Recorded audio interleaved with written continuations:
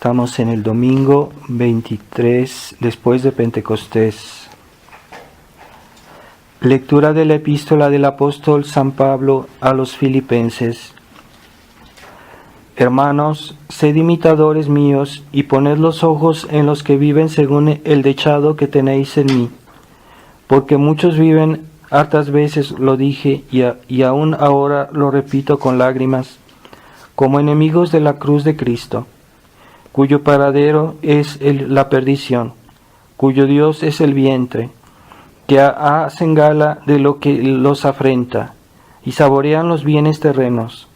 Mas nosotros como ciudadanos del cielo, de donde esperamos como Salvador al Señor Jesucristo, el cual transformará nuestro cuerpo miserable, asemejándolo a su cuerpo glorioso, con el poder eficaz que tiene para sujetar así todas las cosas. Por tanto, hermanos carísimos y deseadísimos, gozo mío y corona mía, permaneced así firmes en el Señor, queridos míos. Ruego a Evodia y suplico a Síntique que tengan un mismo sentir en el Señor. También a ti, fiel compañero, te ruego les prestes ayuda, ya que ellas trabajan conmigo en pro del Evangelio, a una con Clemente y mis demás colaboradores, cuyos nombres están en el libro de la vida. Continuación del Santo Evangelio según San Mateo. En aquel tiempo, mientras Jesús hablaba a las turbas, llegóse a él un hombre principal y le adoró, diciendo: Señor, acaba de morir mi hija, pero ven, pon tu mano sobre ella y vivirá. Levantóse Jesús y le iba siguiendo con sus discípulos. De pronto una mujer que padecía flujo de sangre hacía 12 años se presentó por detrás y tocó la orla de su vestido, porque decía para sí: si logro tan solo tocar su vestido, quedaré sana.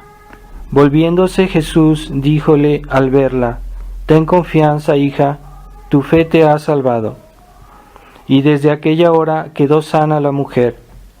Cuando llegó Jesús a la casa del hombre principal y vio a los tañedores de flautas y el alboroto de la gente, dijo: retiraos, la niña no está muerta, sino dormida.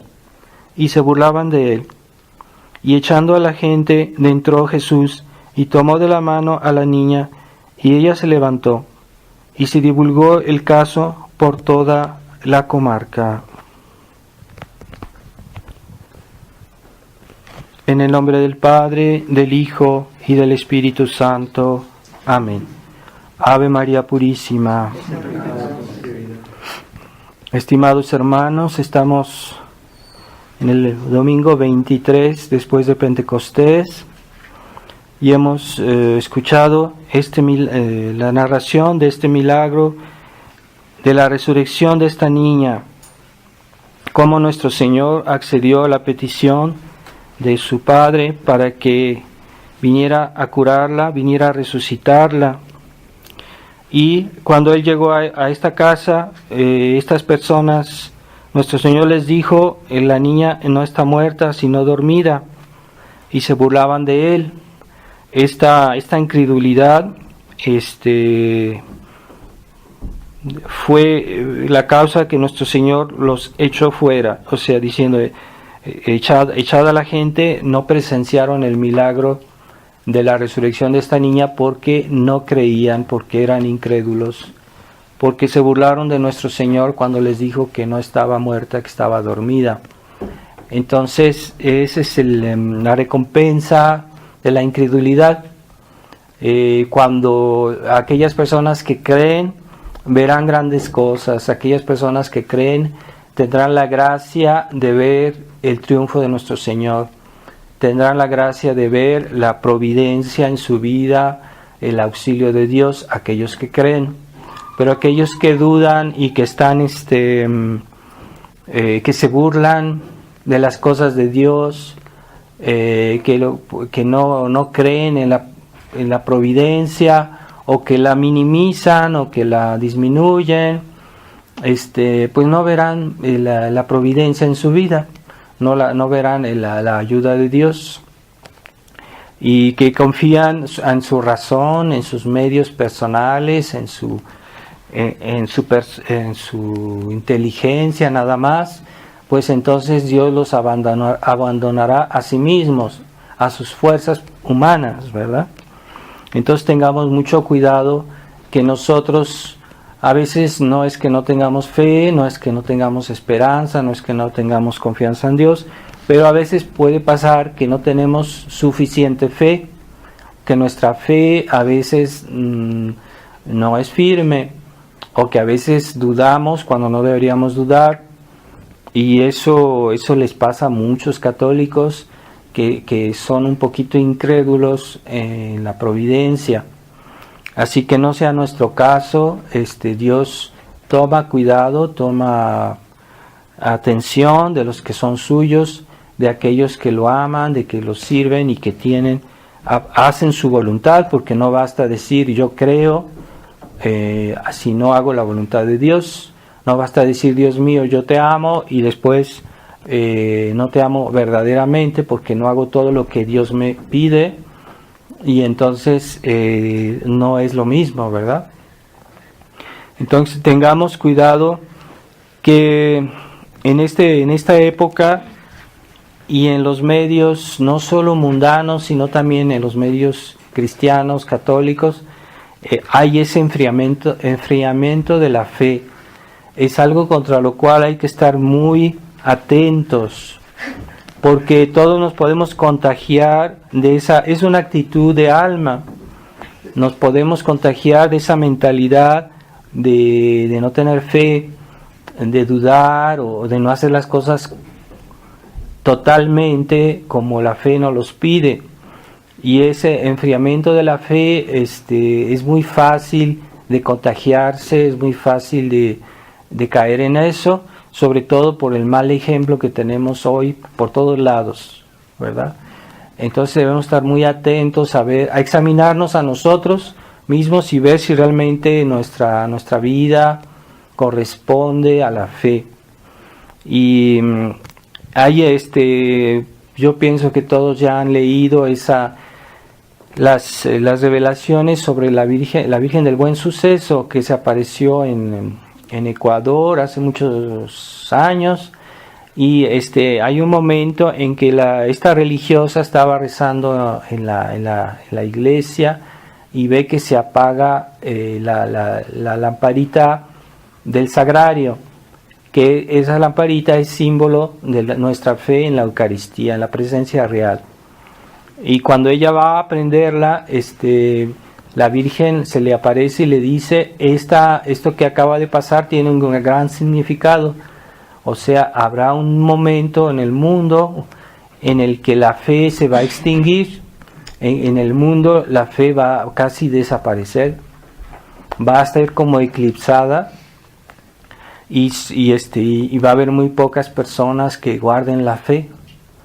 Entonces este mundo se verá privado de la gracia de la fe. Y podemos decir que es el tiempo que estamos viviendo hoy, y que la fe es tan importante porque es la raíz de todas las virtudes, incluso de la caridad, de la esperanza, de todas las virtudes. Ninguna virtud es posible si no tenemos la fe. Y yo amo porque yo creo en Dios.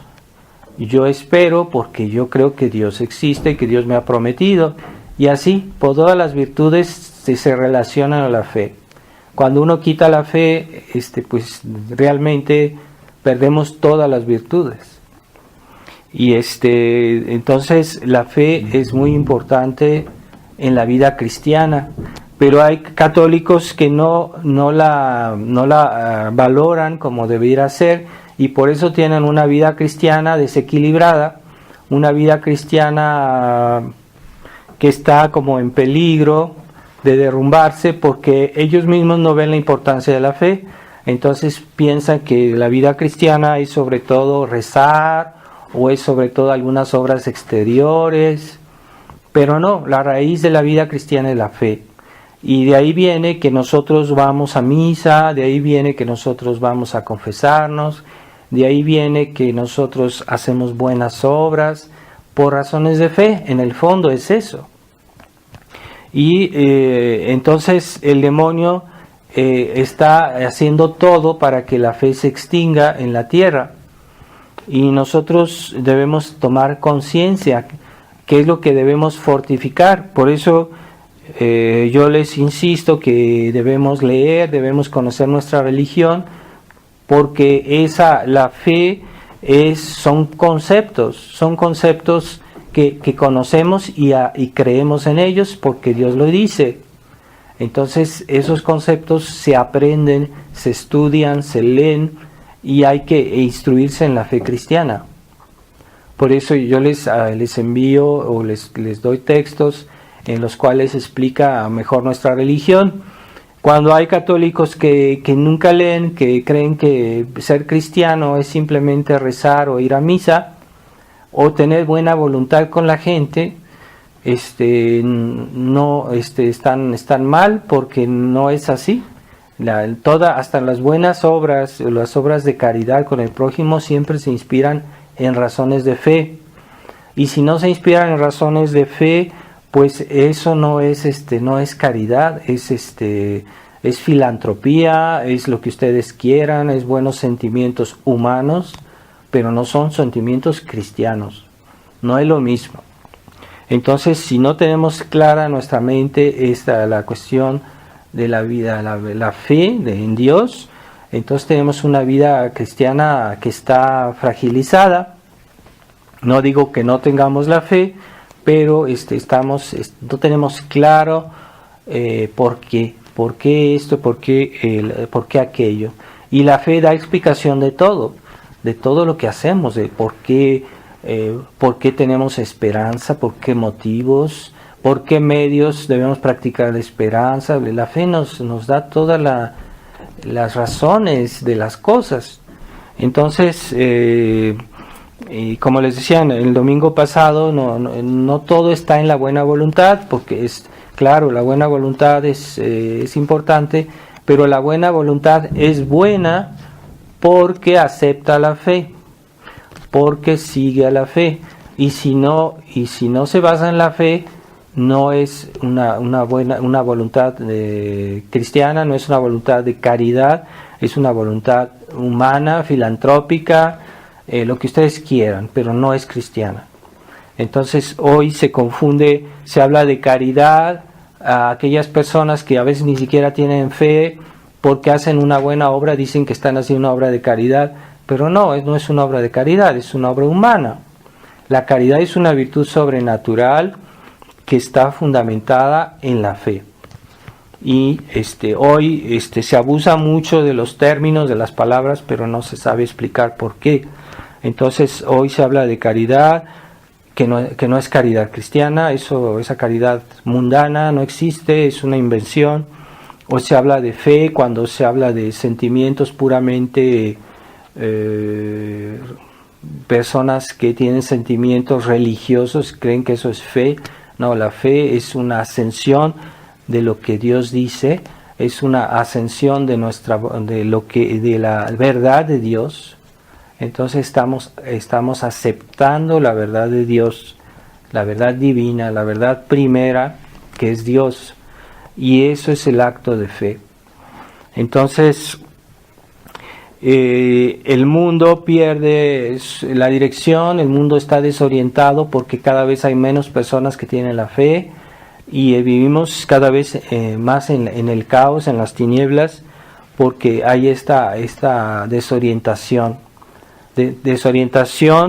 que el demonio aprovecha para crear más caos, sembrar el error, sembrar los malos sentimientos que son inspirados en las malas ideas, en los malos pensamientos.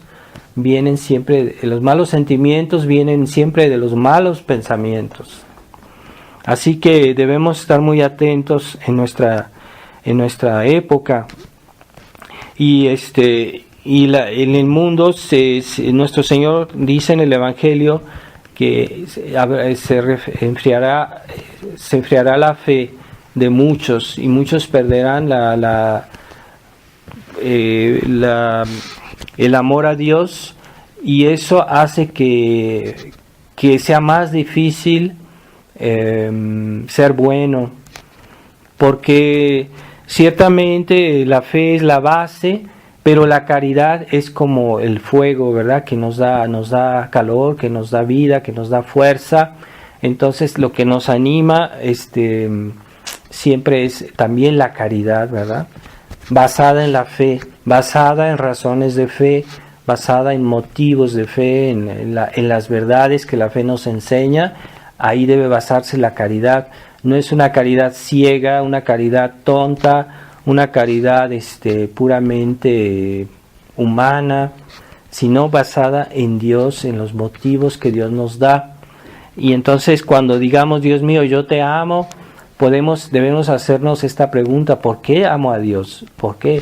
Pues ¿qué me dice la fe? Pues la fe me dice que Dios es infinitamente bueno, Dios es infinitamente amable, infinitamente perfecto. Entonces ahí yo lo amo por eso, lo amo porque es infinitamente amable, porque es creador de todas las cosas, porque Él nos ama. Entonces esa es la verdadera caridad, porque está inspirada en razones de fe. Y entonces, ¿por qué hoy el mundo está tan desorientado? Porque ya la fe no es conocida, ya no es predicada por los hombres de iglesia, o de una manera muy imperfecta o deformada, porque nosotros podemos hablar de las cosas de Dios, pero de una manera que no es tal cual como dice la fe. Entonces se está deformando el concepto de la fe, y eso hace que la fe se pierda, que la fe se enfríe. Además estamos rodeados de un mundo que no busca a Dios. ¿Y qué es lo que busca? Pues busca los bienes terrenos, las cosas materiales, el pecado descarado. Y entonces es más difícil nosotros vivir en nuestra fe, en nuestra caridad, porque encontramos como un obstáculo, como algo que nos impide de hacerlo bien, porque tenemos el mal ejemplo, porque la gente no le gusta que hagamos eso. Cuando hablamos con alguien nos contradice sobre eso, y no es fácil hoy permanecer firmes en la fe, fuertes en la fe. Y por eso es más necesario tener cuidado en tener la fe, primero informarse, en leer, conocer nuestra religión, y después de mantenerla viva. Y no es todo en el saber lo que es la fe, sino también en adherir a esa fe con fuerza, con energía, con mucho amor, con mucho ardor. Y eso se obtiene sobre todo con la oración, con los esfuerzos cotidianos para poner en obra esa fe que conocemos. Por ejemplo, los 10 mandamientos, nosotros sabemos que está bien, que está mal, lo hacemos por fe, porque está en los 10 mandamientos que Dios dio a Moisés, ¿verdad? Los 10 mandamientos que Dios dio en el Antiguo Testamento nos dicen que no hay que robar, no hay que hacer daño al prójimo, etcétera. Entonces son motivos de fe, porque Dios lo dijo. Pero si comenzamos a hacer excepciones, porque hoy hay esa mentalidad de hacer excepciones, esa mentalidad de la excepción moral, decir sí, esto está bien, pero vamos a hacer la excepción, vamos a hacer aquí una excepción acá, una excepción allá, y no, o sea, no se debe hacer excepción, porque algo cuando está mal, siempre está mal, y no hay por qué hacerlo, a veces evitarlo y a veces no evitarlo, aunque sea en detalles. Entonces, hoy, como les decía la última vez, el mundo se ha vuelto relativista, y nosotros tenemos esa tentación de volvernos un poquitito relativistas, aunque no sea muy grave, pero sí es el buen pretexto de decir, bueno, pues voy a hacer algo que no es muy grave, una pequeña mentirita por aquí, una mentirita por allá, y estamos haciendo excepciones, pero no se justifica. Entonces ahí se ve que no somos santos, porque cuando hacemos excepciones se ve que no somos santos. Los santos no hacían excepciones, y por eso se dice, cuando se canonizaba en otros tiempos a los santos, se decía que estos santos practicaron la virtud de una manera heroica. ¿Qué quiere decir heroica? Es que no hacían excepciones, hacían bien, no hacían, en este detallito, esto me lo voy a pasar, esto no. No, los santos no hacían excepciones, porque tenían una fe fuerte, porque tenían una verdadera fe, y creían en lo que hacían, y por eso lo hacían bien. Entonces, si nosotros hacemos excepciones, pues ahí se ve muy bien que no somos santos, pero en esta época más que nunca se necesitan santos. ¿Por qué el mundo está tan mal? Porque ya no hay santos. Cuando vino el protestantismo, Dios suscitó muchos santos. Por ejemplo, tenemos a San Ignacio, San Carlos Borromeo, San Francisco Javier, San Alfonso de Ligorio, todos esos santos que vinieron a contrarrestar o a detener esta marea del protestantismo, ¿verdad? Toda esa época Dios suscitó grandes santos. El drama de nuestra época es que ya no hay santos. ¿Por qué? Porque los católicos, incluso tradicionalistas, son mediocres. Y son mediocres no porque de una manera distraída o porque no, es que así ellos creen que eso está bien y que hay que ser así. Entonces hay muchos que conviven con situaciones que no corresponden a su fe, y ellos así de una manera obstinada, no, eso debe ser así. Entonces son católicos tradicionalistas mundanos. Entonces, ¿cómo es posible eso? Es una contradicción, es una cosa monstruosa. Una persona que une algo bueno y algo malo, salen monstruos. Y son personas que viven una vida cristiana que al mismo tiempo aceptan cosas muy buenas, porque ahorita ¿qué hay de más noble ideal, de cosa más mejor ahorita en el mundo que la tradición? Es lo mejor, es realmente lo mejor. Y lo mejor que hay es la pureza de nuestra fe, la pureza de nuestra religión, es lo mejor. Pero ¿cómo es posible que haya tradicionalistas que quieren mezclar esto con ciertas cosas mundanas? Entonces ahí se nota que ellos no tienen una fe fuerte, porque están desvalorizando lo que realmente es lo más excelente que pueda haber, la práctica de nuestra religión. La religión como Dios manda, la religión como Dios la hizo, que es la religión que es fiel a la tradición. Entonces cuando yo he tenido varios casos de personas que según eso eran tradicionales, y después descubrí que decían mentiras, que robaban, que hacían cosas realmente, ¿cómo se dice?, que no se pueden compaginar con la religión o la tradición que ellos decían creer. ¿Cómo es posible? Entonces, esa mediocridad que vemos en muchos tradicionalistas a veces es porque, como el mundo ahorita está tan mal, ellos quieren pactizar con el mundo y no son capaces de renunciar realmente y ser lógicos con su fe. Y ya quieren que la fe se adapte a muchas cosas del mundo que están mal, en lugar de decir, no, o lo contrario, es el mundo que se debe adaptar a Dios y no Dios al mundo. Entonces, cuando la gente no ve eso, es porque es liberal. Es el espíritu liberal que quiere conciliar cosas que no son conciliables. Es un espíritu que quiere aceptar el bien, pero al mismo tiempo disfrutar de un poquito de algunas cositas malas, pero que son chiquitas, que no son graves, son veniales, o ellos creen que son veniales y no lo son, porque a veces son más graves. Pero una personalidad que tiene esa mentalidad laxista entonces comienza a hacer excepciones y finalmente a veces hace pasar por venial lo que pues sería grave, pero se vuelve una mentalidad, una manera de vivir. Entonces, para que haya santos en nuestra época debería haber almas realmente que sean enteras en su fe y que no hagan esas excepciones, que no digan, que no tengan, no solo es la cuestión de la profesión de las verdades, sino la actitud de la práctica de esas verdades. Entonces, si yo tengo actitudes ambiguas, yo tengo actitudes que no corresponden,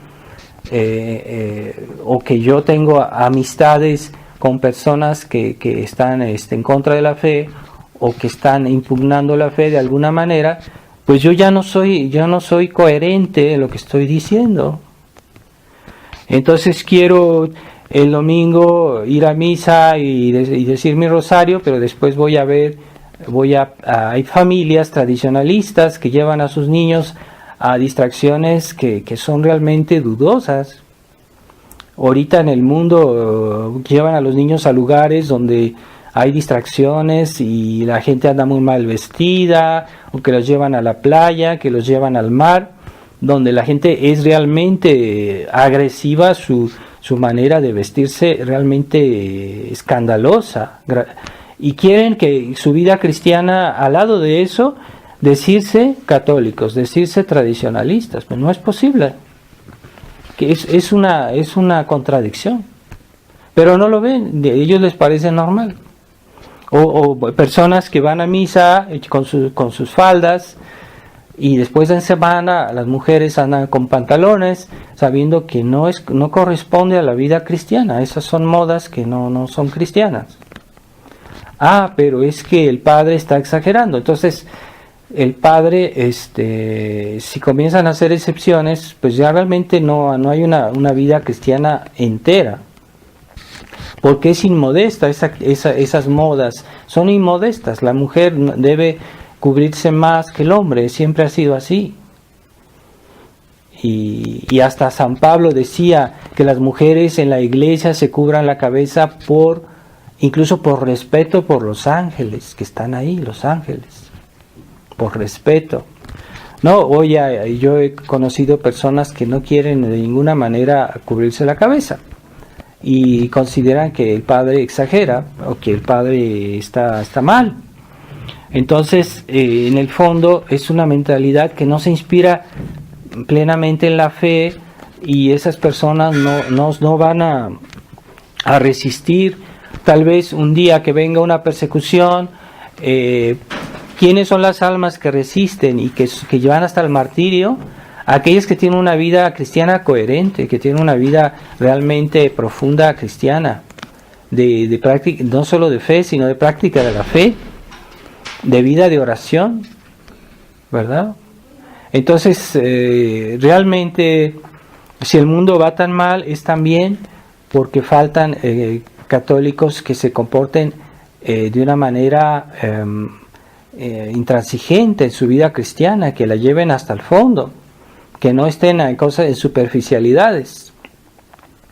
En otros tiempos no existía el liberalismo, porque pongamos, cuando los primeros siglos que había la persecución contra los cristianos, los romanos, aunque fueran paganos, no eran liberales, porque ellos eran coherentes con lo que decían y lo hacían. O sea, decían, pues nosotros creemos en los dioses paganos y el que no cree, pues lo vamos a matar. Entonces eran muy coherentes, no eran liberales, no hacían pactos, no hacían medias tazas, medias tintas. Pero hoy el liberalismo es algo peor todavía que el paganismo, porque el liberalismo mezcla las cosas, mezcla lo bueno con lo malo, mezcla la fe con el mundo, con los errores, con todo este ecumenismo. Ha creado un tipo de cristianos que no tienen columna vertebral, que con cualquier cosa cambian, o hoy se confiesan y mañana otra vez hacen cualquier cosa. Es una mentalidad liberal, pactizar con el mal. pactizar con los enemigos de Dios, ser amigo de Dios y también ser amigo de las personas que son enemigas de Dios y ver eso como normal. Sí, no, es que es mi amigo, pero fulanito ni siquiera es cristiano y uno es gente que es amiga de eso porque la escritura, leámosla con atención, se nos desaconseja frecuentar personas que no son cristianas, hay que evitarlas. Porque hay un peligro de contaminación. En los primeros siglos de la iglesia la gente tenía muy claro eso. Hasta los mismos paganos la tenían claro. Pero hoy no. Ya no digamos el mundo, que todo el mundo es relativista, pero que los católicos sean relativistas, pues es más grave. Entonces por eso hoy ya no hay héroes, ya no hay personas de virtudes heroicas, porque son liberales. Un liberal no puede tener una fe íntegra, no puede tener una fe heroica, porque pactiza en todo. Y cuando antes se canonizaba un santo, se veía primero si su fe era íntegra. Lo que más se examinaba no eran sus obras de caridad, sus palabras, sus actitudes, sino su fe. Y todo lo que había escrito una persona, se examinaba todo lo que había escrito, todo lo que había dicho, a ver si no tenía contradicción con algo contra la fe. Era lo que más se examinaba antes de canonizar a alguien. Y a veces este proceso duraba siglos. Hay santos que fueron canonizados después de su muerte 2 o 3 siglos después, porque la iglesia examinaba muy bien, ante todo, sus pensamientos, sus ideas respecto a la fe. Y también, pero en segundo lugar, sus buenas obras, sus obras de caridad, si por ahí hizo algún milagro, no sé, pero primero su fe. Entonces hoy Juan Pablo II canonizó, pues dicen que canonizó más gente que todos los papas de toda la historia. Canonizaba a cualquier persona que se acababa de morir, y no con criterios de fe, y no de una manera como los papas lo hacían antes, que era un juicio definitivo sobre una persona cuando se hace una canonización es como un juicio definitivo, ¿no? Pero hoy para los modernistas nada es definitivo. Así que estos papas modernistas, ¿cómo van a tener la intención de hacer un juicio definitivo? Entonces se puede poner en duda todas esas canonizaciones que se han hecho, que incluso de personas que sabemos con certitud que eran personas que promovían el error, que hicieron mucho daño, como Escrivá de Balaguer, del Opus Dei. Entonces, hay otros ejemplos, ¿verdad? También la Teresa de Calcuta, que promovía el ecumenismo, que sabemos que es contra la fe. O el mismo Juan Pablo II, que pues no es necesario explicarlo, porque es más que evidente que él promovía el modernismo. Pues sí, en 2x3 murió y ya lo canonizaron. Pero no son verdaderos santos, esos son santos ficticios. Los verdaderos santos son los que se canonizaron cuando la iglesia estaba todavía estaba todavía bien, y esos son los santos de virtudes heroicas. Entonces debemos pensar en eso, decir, bueno, hoy la iglesia está tan mal porque ya no hay verdaderos cristianos, los cristianos están contaminados de liberalismo.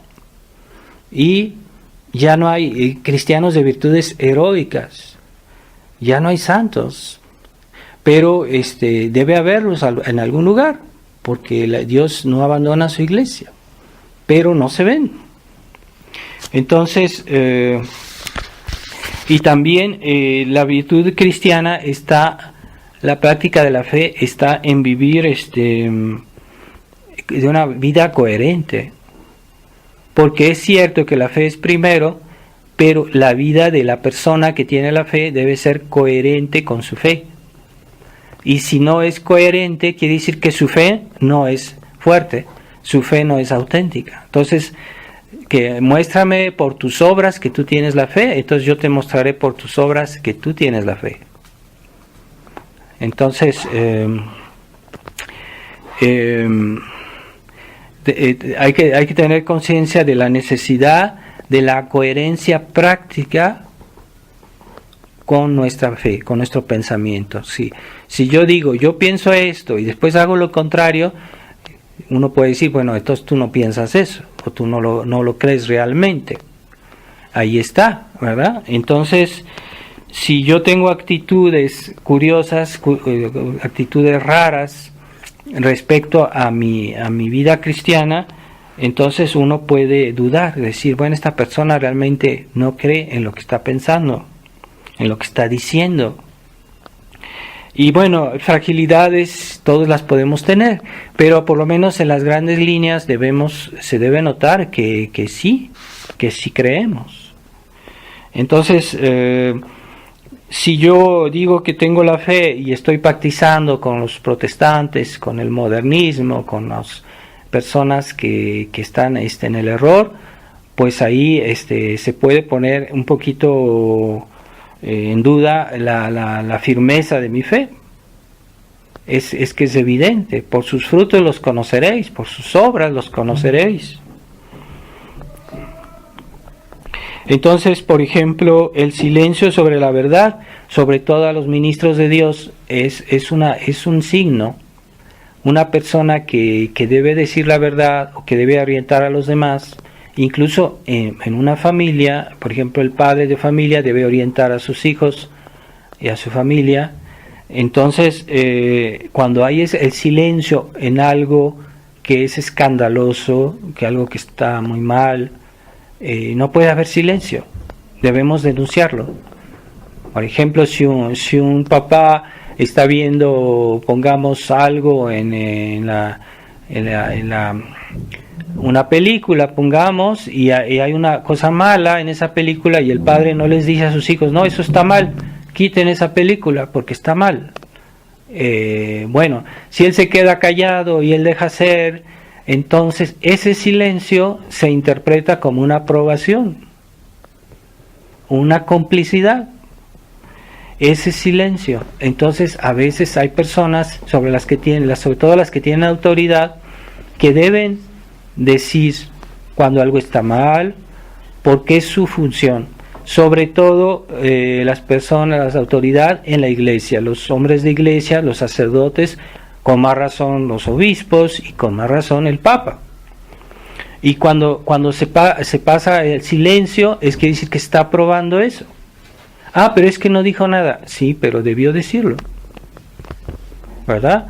Por ejemplo, ahorita en la iglesia hay muchísimos escándalos. Todos los días se sabe que en tal lugar se hacen misas sacrílegas con cosas muy...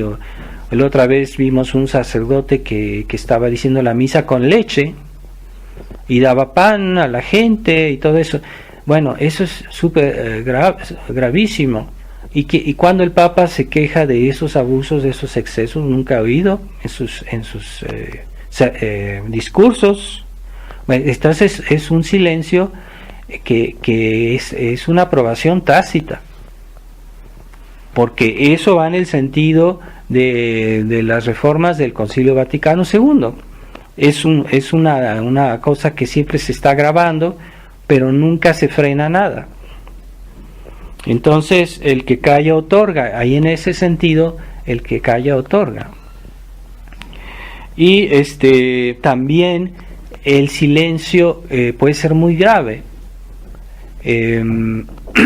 Pero lo que no puede ser es en personas que se supone que son de la tradición, sacerdotes que son de la tradición, obispos que son de la tradición, que pertenecen a la sociedad que Monseñor Lefebvre fundó justamente para salvar la tradición, para tratar de contradecir esta marea del modernismo, de la decadencia del mundo, etcétera, que esas personas comiencen a guardar silencio sobre ciertos puntos. Y es algo gradual. es así como hizo el Vaticano II. Al principio no se negó todo, no, las cosas no eran así como hoy las vemos. Al principio se comenzó por callar ciertos puntos de la fe y eso se fue agravando, pero siempre hubo un silencio de parte de la Iglesia que se fue agravando. Por ejemplo, en otros tiempos la Iglesia denunciaba francamente, claramente, la masonería como enemiga de la Iglesia y de la sociedad. Los papas, hay muchas encíclicas. Pues después del Concilio Vaticano II ya no se habla de ese tema. No hay obispos que denuncien eso, no hay personas que hablen de eso en la Iglesia, no hay libros. Uno va a las librerías, dice que católicas, y no hay nada que denuncie la masonería. Y así poco a poco se ha ido callando. Hoy, por ejemplo, hay leyes que pasan, leyes gravísimas, que son sometidas al voto de los católicos, y no hay un obispo que diga, esa ley es mala, esa ley no se debe votar por eso, es pecado, pecado mortal. Pues silencio absoluto. Es un silencio cómplice y es pecado mortal. Para los hombres de iglesia que guardan silencio, es un pecado mortal. Y leyes que pasan gravísimas y cada día peor, ¿verdad?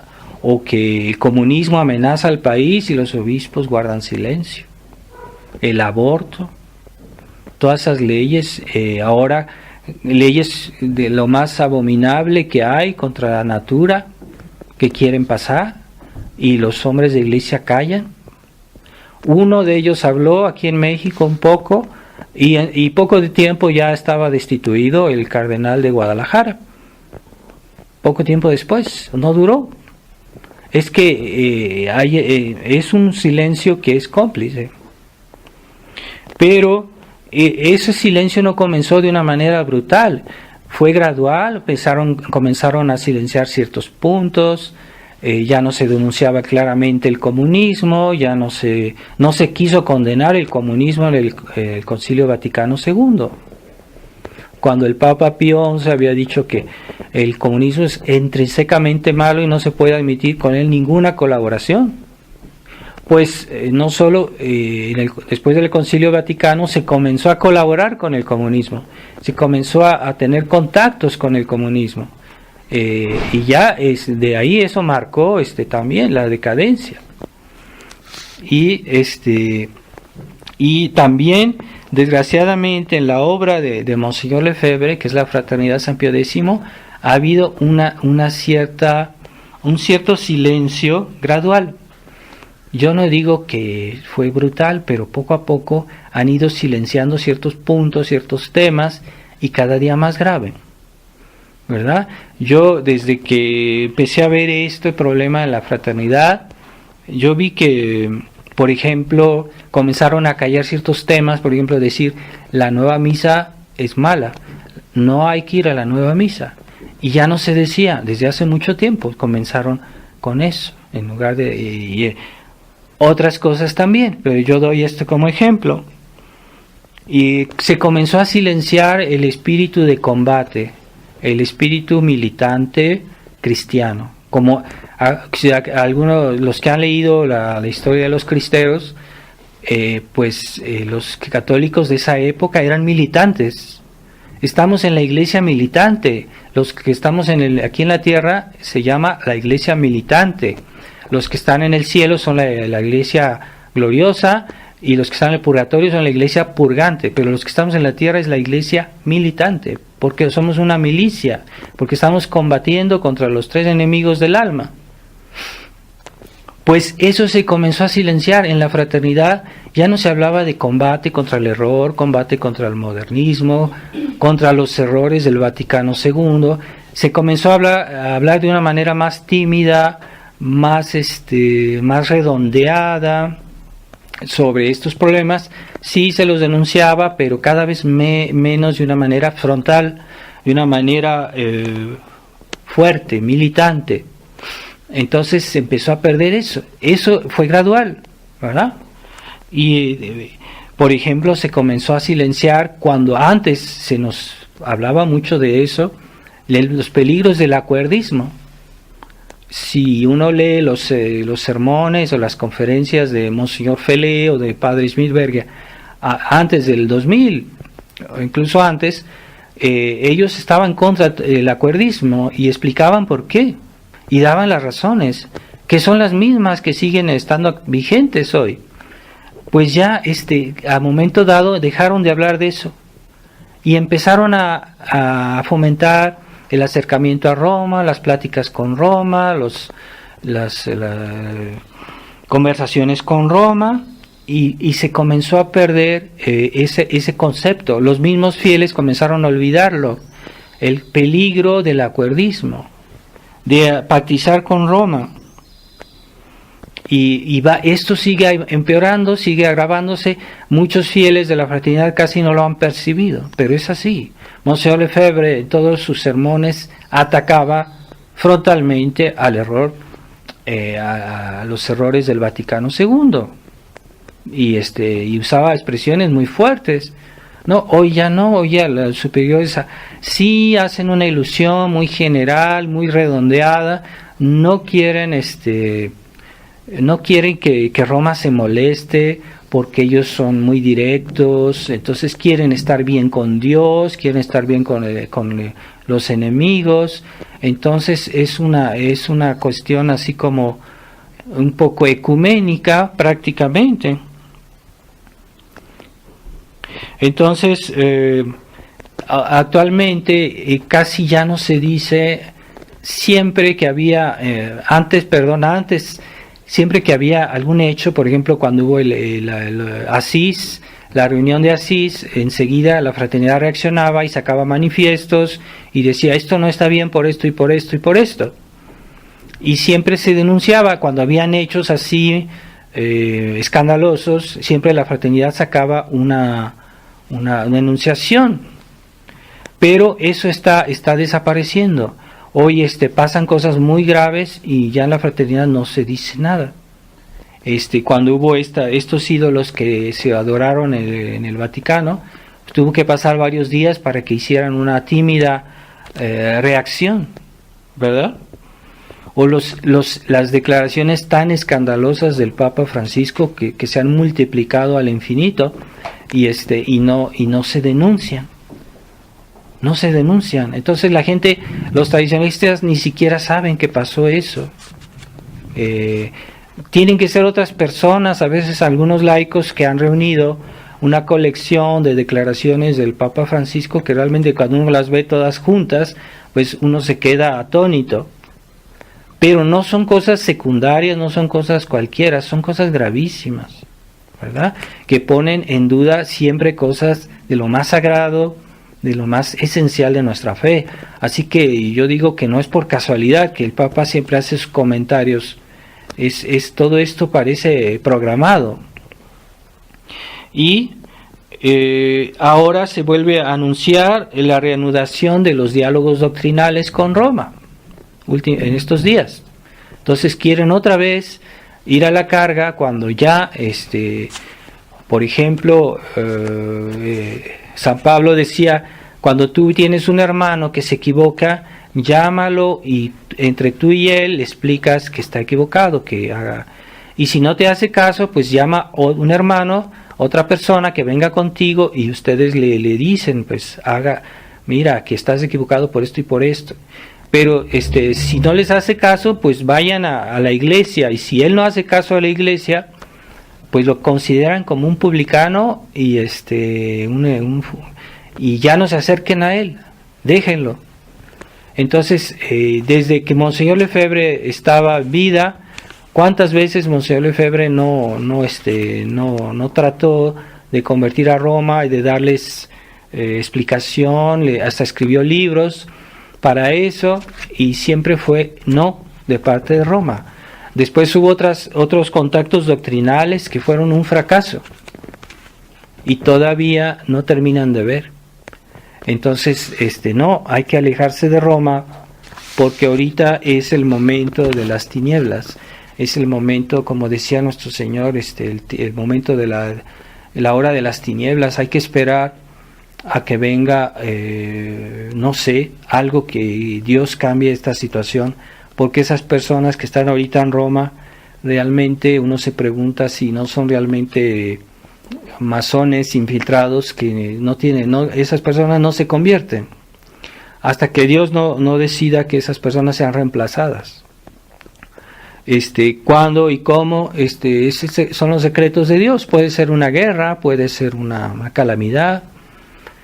San Juan Bosco en uno de sus sueños veía las cabezas de los cardenales rodando en las calles de Roma.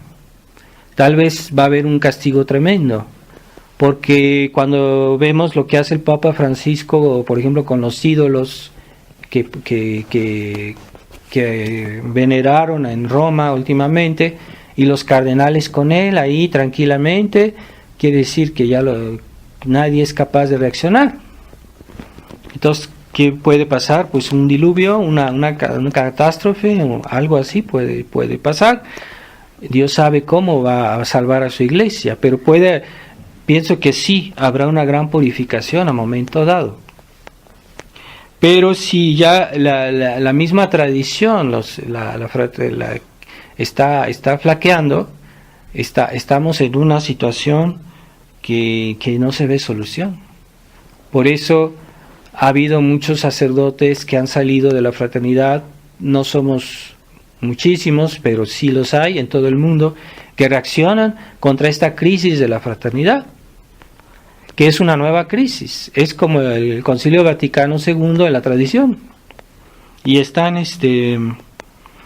debemos nosotros los sacerdotes, que se nos llama de una manera genérica la resistencia, ¿no? Porque es una manera, estamos resistiendo, ¿no? Pero no creo que el demonio nos olvide también a los de la resistencia, y que no trate también de crear problemas en la resistencia, en los que resisten a esta degradación de la tradición.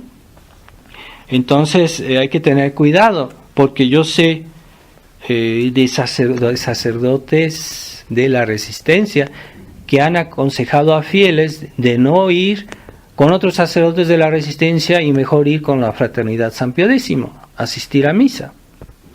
Y eso es una actitud muy, muy reprobable y muy traicionera, que han aconsejado, dicen, mejor que ir con ese sacerdote de la resistencia, mejor ve a la Fraternidad San Pío X. Entonces están apuñalando por la espalda.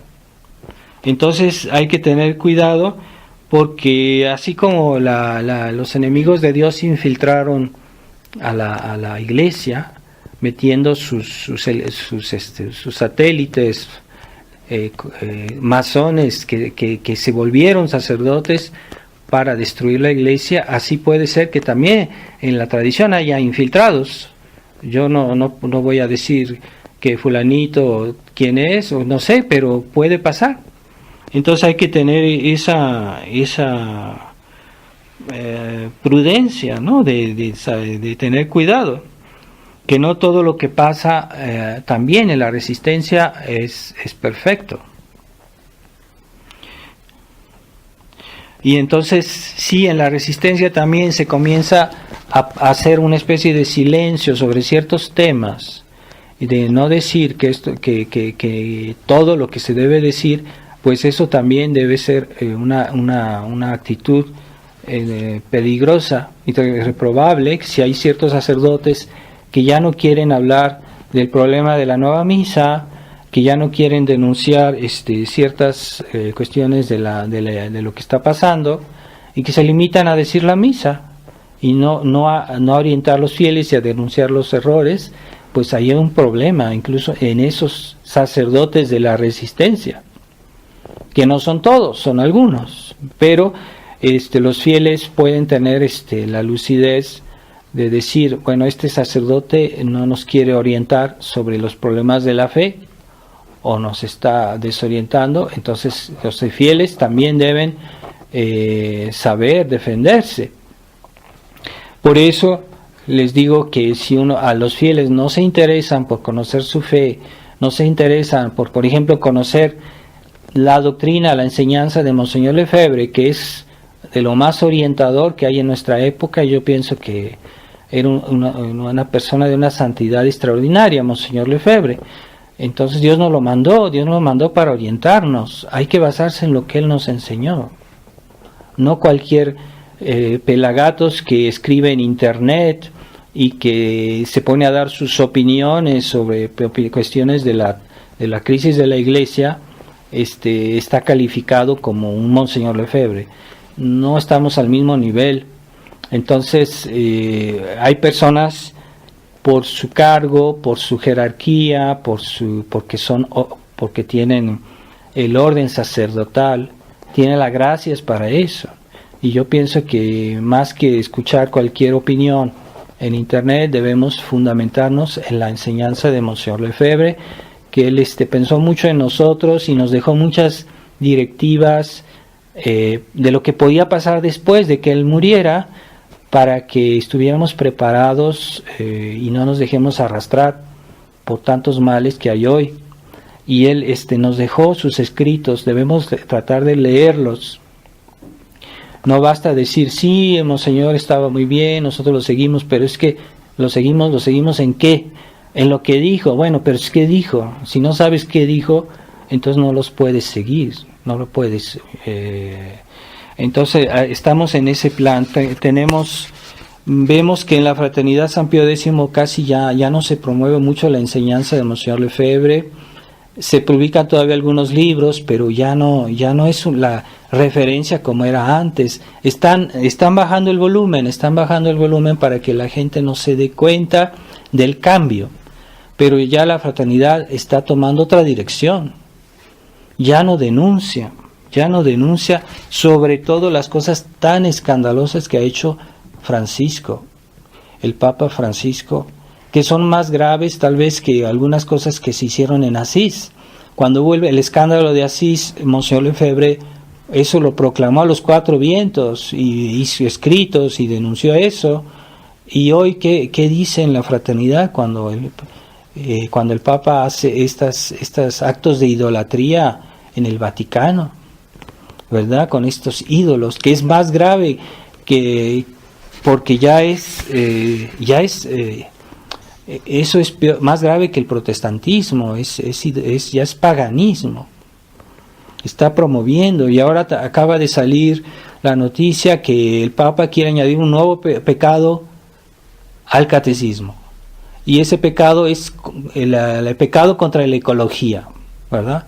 Quiere decir que este Papa está ganado a toda esta corriente que quieren de naturalismo mundial y masónico. Entonces, a eso sí le preocupa, pero si hay escándalos o sacrilegios en las misas, él no dice nada, él nunca denuncia eso.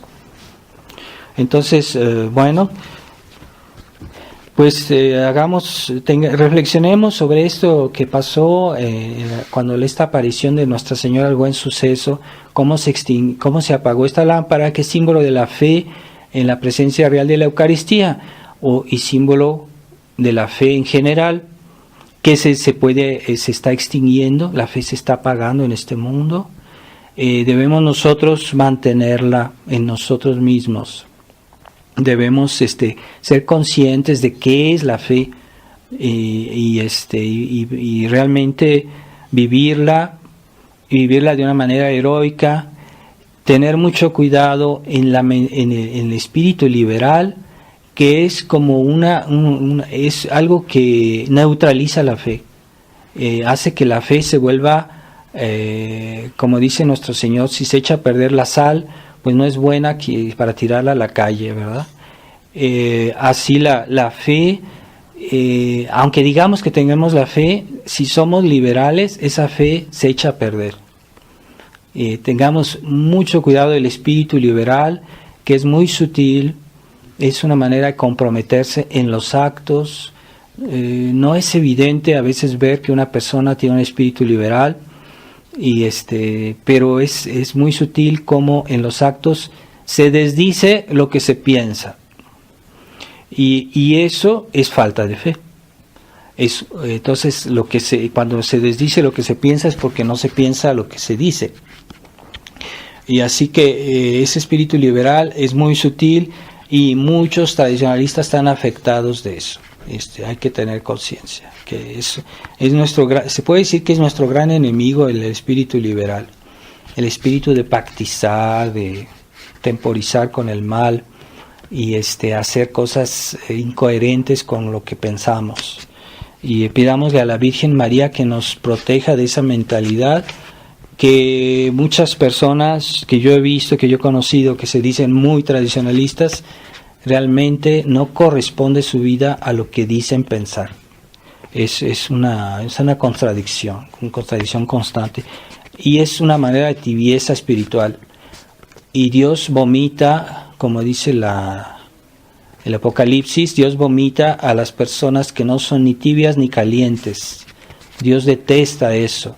A veces las personas que son muy, muy grandes pecadores, pongamos a María Magdalena, esos se salvan porque no eran tibios, aunque hacían el mal, pero lo que eran no eran tibios, lo querían hacer, lo hicieron porque creían en eso, porque querían hacerlo a fondo. Pero esas personas es más fácil que se conviertan a veces y que sean unos santos, como Santa María Magdalena, que a otras personas, que cristianos que son liberales y que están jugando siempre con el bien y el mal y que no quieren ser consecuentes en sus obras, en sus actos, con lo que dicen pensar. Así que pidámosle mucho a la Virgen María que nos libere del espíritu liberal, porque es lo que hoy está en el ambiente, en el mundo, donde quiera, y es muy fácil dejarse llevar.